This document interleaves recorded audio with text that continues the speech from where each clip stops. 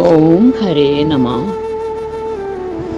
ഹരേ കൃഷ്ണ കൃഷ്ണ കൃഷ്ണ ഹരേ ഹരേ, ഹരേ രാമ രാമ രാമ ഹരേ ഹരേ.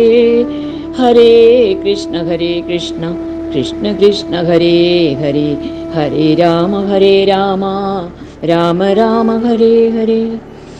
പീലിക്കൺമണി നാലു മൂന്നു പുറമേ ചേത്തുള്ള പൂഞ്ചായനും ചാലിച്ചുള്ള മനസ്സിലാ തിലകവും മന്ദസ്മിതാത്രാനനം.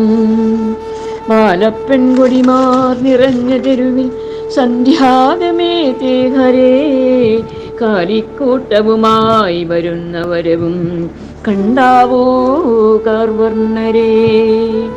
തൃക്കാൽ രണ്ടും പിണച്ച തിരുമുഖകമലം ദക്ഷിണേ ചായ്ച്ചു വെച്ചും തൃക്കൈയിൽ കാഞ്ചനോട് കുഴലുമത പിടിച്ചൂരി മന്ദം ഹസിച്ചും തക്കത്തിൽ പീലി ചൂടി കരിമുകിൽ വടിവും കൊണ്ടു നിൽക്കും മുകുന്ദൻ നൽകാരുണ്യേന നിത്യം മമ ഹൃദി കളിയാടിടുവാൻ കൈതൊഴുന്നേ.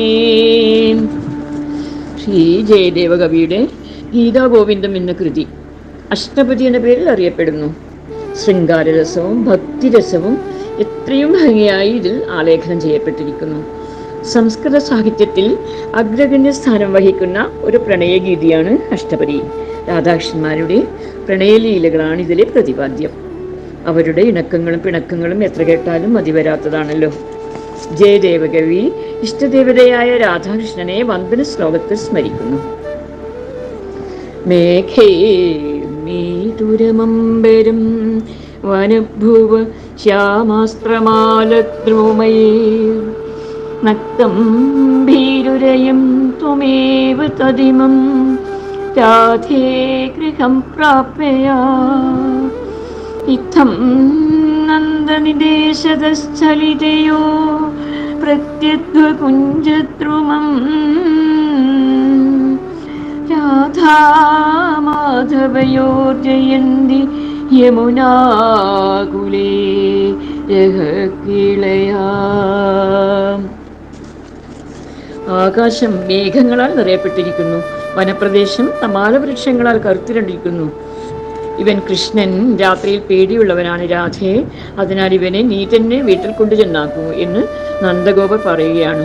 ഇപ്രകാരം നന്ദഗോപന്റെ നിർദ്ദേശം ഹേതുവായി സഞ്ചരിച്ചു കൊണ്ടിരിക്കുന്ന രാധാകൃഷ്ണന്മാരുടെ യമുനാകുലത്തിലുള്ള വഴിവക്കിലും വള്ളിക്കുടിലുകളിലും മരച്ചുവടുകളിലും ഉണ്ടായ രഹസ്യമായ കേളികൾ, അതാണ് ഒന്നാം സർഗത്തിലെ വന്ദന ശ്ലോകത്തിൽ ജയദേവ കവി ഉൾപ്പെടുത്തിയിരിക്കുന്നത്. അവിടെ വെച്ചുണ്ടായ സംഭവങ്ങൾ, അതായത് രാധയും കൃഷ്ണനും പെട്ടെന്ന് വളർന്ന് വിവാഹപ്രായമെത്തിയെന്നും അങ്ങനെ അവിടെ സ്വർഗസമാനമായ ഒരു അന്തരീക്ഷം സംജാതമായി. വിവാഹ മണ്ഡപവും ഒരുങ്ങി. നാരദാദികൾ, ബ്രഹ്മാവ്, ദേവാദികൾ, ശിവപാർവതിമാർ എല്ലാവരും പ്രത്യക്ഷപ്പെടുകയും അവിടെ രാധയും കൃഷ്ണനും വിവാഹിതരാവുകയും ചെയ്തു. കുറച്ചു സമയം പ്രകൃതി പോലും നിശ്ചലമായി നിന്നു. ആർക്കും ഒന്നും മനസ്സിലായില്ല. എല്ലാം കഴിഞ്ഞതിന് ശേഷം വീണ്ടും പ്രകൃതി പഴയ പോലെയാവുകയും കൊച്ചു രാധ കൃഷ്ണനെ എടുത്ത് വീട്ടിലേക്ക് പോവുകയും ചെയ്തു. ഒന്നാമത്തെ അഷ്ടപതിയിൽ ദശാവതാരമാണ് വർണ്ണിക്കുന്നത്. പ്രണയപയോധി ജലേ ധൃതമാനസി വേദം വിഹിതവഹിത്ര ചരിത്രമഖേദം കേശവാധൃത മീനശരീരാ ജയ ജഗദീശ ഹരേ ഗോപാലകൃഷ്ണ ജയ ജഗദീശ ഹരേ ഗോപാലകൃഷ്ണ ജയ ജഗദീശ ഹരേ. ക്ഷിതിരതി വിപുലതരേ തവ തിഷ്ടതി പൃഷ്ഠേ ധരണിധരണകിണ ചക്രഗരിഷ്ഠേ കേശവാധൃത കच्छपरूपा जय जगदीश हरे वसति दशन शिखरे हरे मुकुन्दा धरणी तव लेख्ना हरे कृष्णा ശശിനി കളങ്ക കലേവ നിമഗ്ന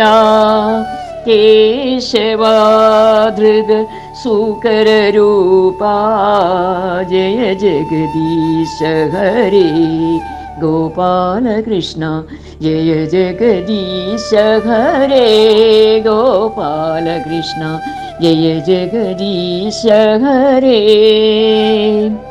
തവ കരകമേലവരേ നഖമത്ഭുതശൃംഗം ദളിതഹിരണ്യകശിപുതനുഭൃംഗം കേശവാധൃത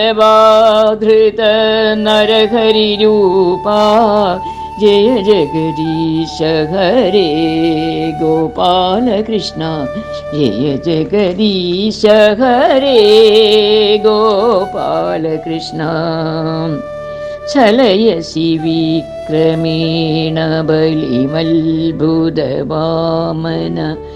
പദനഖനീരജനിത ജനപാവന